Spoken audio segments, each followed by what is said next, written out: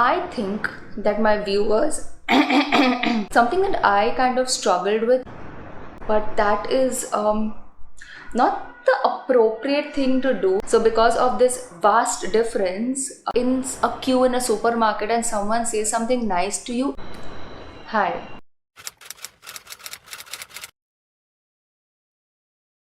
What's up you guys, Arati? Welcome back to our channel. Today's video is about our identity and how we perceive ourselves and why do we do that and how is this self-concept formed and how does it change over time, or does it change over time? Let's start. So self-concept is the overall image that you have about yourself. It includes everything about you. So your beliefs, your values, your experiences, your ideologies, all of it is packed in your self-concept. It's what your self-concept holds.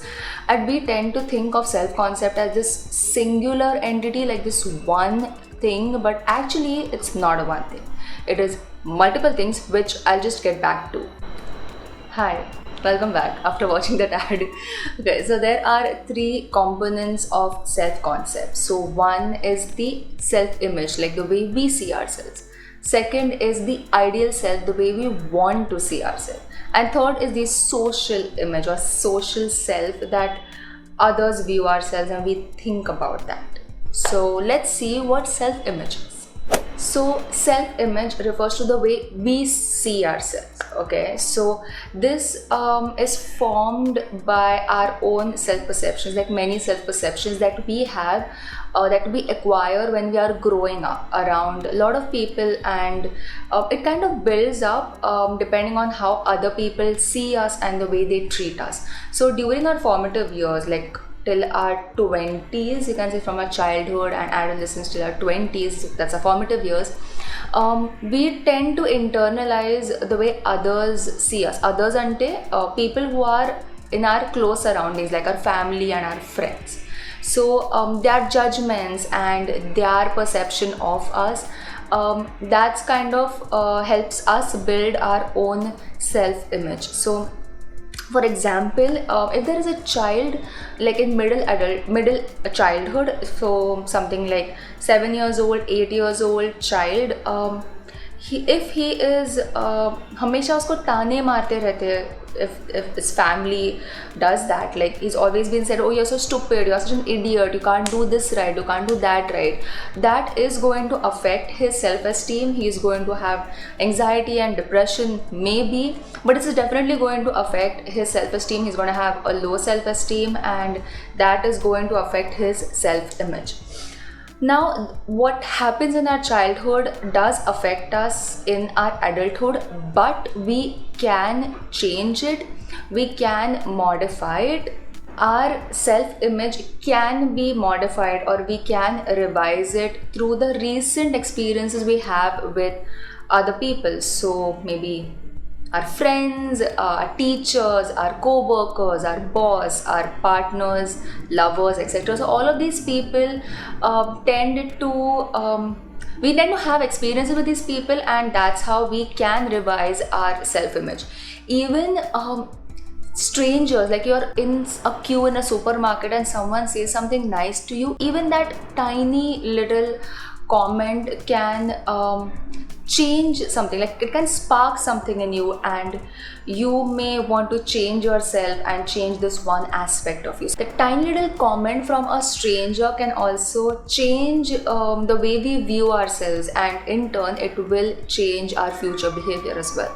Okay, coming to the second aspect or second component of self-concept is ideal self. Like I said, ideal self is about the way we would like to be, we would want to be. So it includes our aspirations, our moral ideals and our values. It's something that we currently are, we have become our ideal self, or it's a portrait of who we would like to become. Okay, so generally our real self and our ideal self are different, because we have this perception and we have this aspiration to be someone or be this person, so that's kind of different. But if it is very different, like there is a vast difference between your real self and your ideal self, then that can cause psychological problems, depression, anxiety, etc. So the best example is eating disorder. So think of a person, boy or a girl, has eating disorder, maybe bulimia nervosa or anorexia nervosa, then their real self is very different from their ideal self. Their ideal self is being thin and skinny and not at all overweight, and it's very different from the way they really are. So because they have cognitive distortion, they see themselves differently. So that ideal self is very different from the way they really look like. So because of this vast difference in their real self and their ideal self, it does cause some kind of psychological problems. The way I think about ideal self is like a motivation, an encouragement for me to do better, to be a better human being, because ideal self is like an incentive for me to be better in whatever I'm doing. Okay, so sometimes it's not possible, sometimes we don't live up to our ideal self, and in such cases we can either revise our goals so they're fruitful and they are achievable, or we can revise our efforts, so we can take more effort so that we can reach the aspiration. But sometimes what people tend to do is they tend to change themselves, change themselves, change their self-image, their behavior, so that they can match with their ideal self. But that is not the appropriate thing to do, because if our ideal self, if our aspirations are excessive or unrealistic, we need to understand that we need to be realistic and appropriate, because that is what is going to help us achieve our personal growth and also enhance our self-esteem. Third and the final component of self-concept is social self. Social self is the impressions we think others have of us. So what we think, others think about us. Get it? We think what others think about us. Okay. So example is that I think that my viewers think about me as being very confident and intelligent and smart and pretty, which may not be always true. Maybe you think that how dumb is she? She stutters a lot. So what you think others think about you is not always accurate. It could be accurate to some extent, maybe, but it is not an accurate reflection of reality. Another thing about social self is that something that I kind of struggled with, and mostly adolescents do struggle with it, but I used to always think that I'm so different with one person and I'm so different with another friend, and why is that? Which one of me is actually true? Maybe I'm this person of me is true, this one is being fake. But then I used to feel me with both of them. So I used to always wonder, ये कौन सी वाली मैं हूँ यार? And now when I'm studying psychology, I get my answer that both are me. So we tend to have different aspects of us that different people bring out in us. So for example, with a stranger, you are going to be guarded and reserved because you're not really sure about their intentions and who they are and what do they want. But with maybe a teacher or a principal and who are very strict and overbearing, you're going to be very timid and anxious and feel inferior at times as well. With a friend, you are going to be vulnerable and calm and chill and confident because that's how friends make us feel.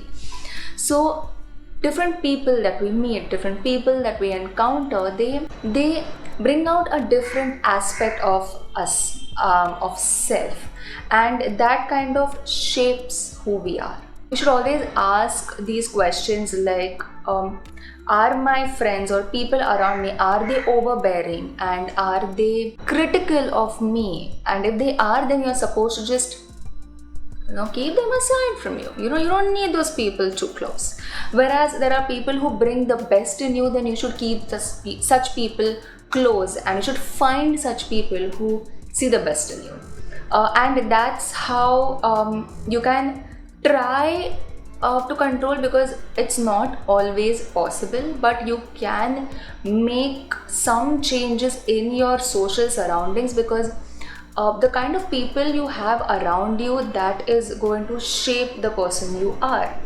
So it's quite important, and also it kind of shows us that we can control, we are in control, and we can change some things about our life. So know that our self concept is an organized cluster of cells. You can call it as multiple cells or self complexity.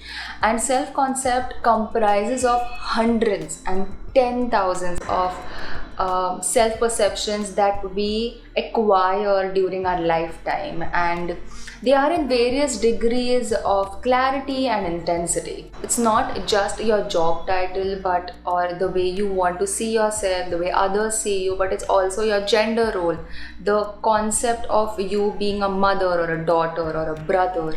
Even culture plays an important role in the way we see ourselves. So Asian cultures have this whole collectivistic society, so we tend to see ourselves as family oriented, whereas Western cultures don't really see that way, because they are very individualistic societies. So they see themselves as independent and individualistic. So that also kind of affects our social concept.